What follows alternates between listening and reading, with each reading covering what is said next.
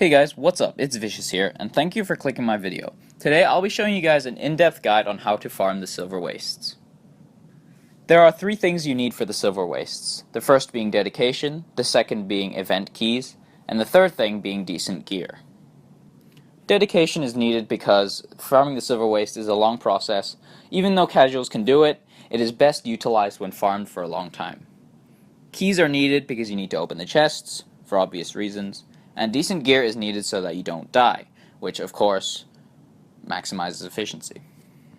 You may be wondering how much gold I can make from the Silverwastes, and estimates put it around 20 gold per hour at maximum efficiency. However, I have seen people do more. It depends on how lucky they get. Let's jump right into it. There are three parts to the Silverwastes farming, the first being Reba, the second bit being Breach, and the third bit being chest farming. Reba stands for Red, Indigo, Blue, and Amber, and this is the order at which you cap or tag events. And you only need to stay around 30 to 50 seconds at each camp, attacking mobs constantly. And this is so that you get gold participation, and you can keep moving onto the next camp, and of course you can take more stuff.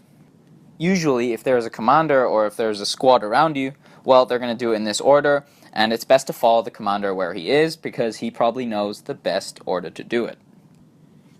These are 4 separate events, however there are many things in between that you must do to maximize efficiency and of course to maximize gold gain. Things like tagging events like bosses or bulls, mini bosses that drop loot, and bulls of course they count as events, and completing them will give you bags of gear, which are very important later on. We always need to remember that mini-bosses don't actually drop loot that can be interacted with, and thus you don't actually have to stay until the very end where it's killed. You only have to do around 20,000 to 30,000 damage, and then you can move on and do whatever you want. When defending bulls for gold participation, always remember that AoE attacks would be the best, and of course they'll have the best effect. The third thing that you can do in between camps is to grab as many logs and mithril ore as you can, of course, because these can translate into gold pretty easily. Now, why would you want to camp? There is an in-depth guide on the wiki, as well as a Facebook page for this, and I'll put them down in the link in the description below. But the gist of it is you get 200 map points per every gold event participation. So each time you get a gold medal, you get 200 map points. And every 200 map points, you can get an award, which is pretty important. Now, why would someone want to camp? So one of the things with tagging events is that you get 100 map points per every gold medal for an event that you get. Now, why are these map points important? Well, if you go to a map rewards at the map, you'll see that there are a list of map rewards that you can get, and for every 200 points that you get one of the rewards. And of course, they exponentially increase, so the more you participate, the more rewards you get. The most important map participation reward for the Silverwastes is of course the bags of gear, and of course, like I said, I will talk about them later in the video.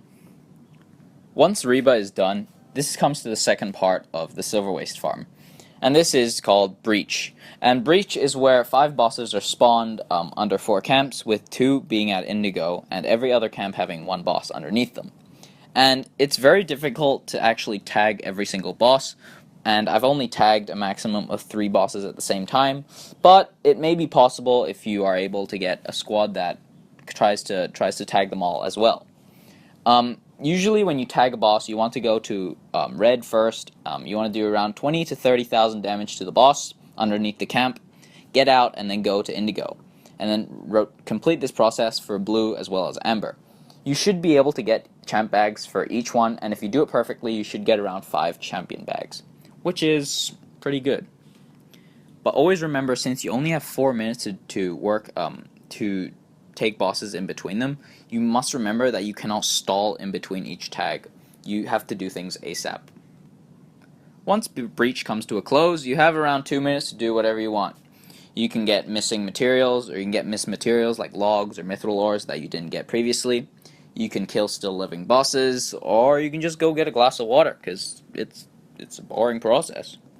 Once the siege carriers have fully prepared themselves, this is the part where you have to fight one of the Mordem champions. And there are 3 lanes, There are 3 lanes to each one. There is the south, there is the middle, and of course there's the north. And the only way to actually get all champion kills is you can't. It's impossible. You cannot take every single kill because there is a limit to them, and you can only get one. And after you take one, there is a special mechanic that pulls you back every single time you try and enter to kill the next one. However, it is possible to attack each siege carrier, meaning that you can get a maximum of 3 champion bags from each siege, as well as an event reward for the boss kill, which is pretty important as, of course, the champion bags stack up and they drop some very, very amazing rewards.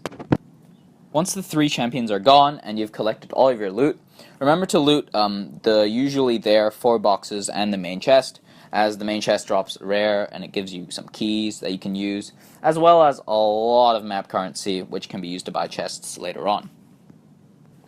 The third part of the Silverwastes farm is the chest farm, and the chest farm is the most notorious for making the most gold. However, I don't find that this is the case. I usually find that Reba actually reaps the most gold, but it's also very useful in making gold as well as getting the materials you need. Once Vinewrath is down, usually you just follow your commander around the map and try and get as many chests as possible. The chests usually will be marked by a symbol that's very easy to see on the map. And always remember to kill bosses with the commander, of course, because they're an event and they grant bags of gear. And these bosses are group events, meaning that they actually drop chests at the very end, meaning you have to stay until the very end to actually get the best loot possible. And this is the time that you can actually use all the shovels that you've gotten from previous events. And always remember to try and contribute, because if you don't contribute, well, I don't know, it kind of sucks. And if the commander kind of runs out of shovels, well, it's kind of awkward, you know? There's going to be a link in the description to the statistics as to what kind of loot you can get from each bag, but usually you'll get 1 bag each chest, and this bag is very important because they stack up a lot. You can get like 60 bags at like moderate efficiency, like pretty easily, and at maximum efficiency you could probably get 80 bags, which is pretty insane and it's pretty hardcore, but 60 bags is pretty good already. There is one thing that you must remember though. Do not open any of the bags that you get from the Silverwastes.